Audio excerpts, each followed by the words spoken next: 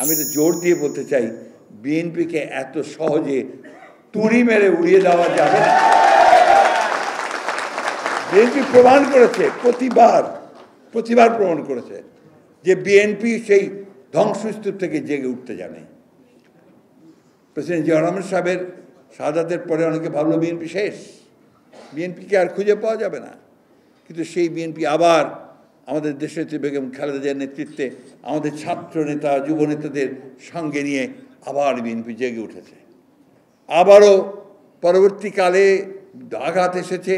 এই যে 15 বছর প্রতিটি মুহূর্তে বলা হচ্ছে বিএনপি শেষ।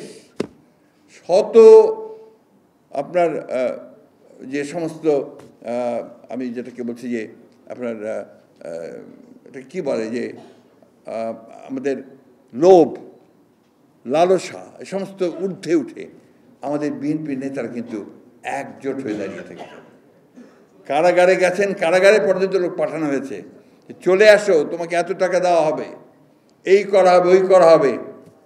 যায়নি কেউ, একমাত্র সাজানো বাদ দিয়ে অবশ্য। তো আর কেউ যায়নি। তো এই জিনিসগুলো কিন্তু আমাদের শক্তি, এটা আমাদের ইনহেরেন্ট একটা স্ট্রেংথ।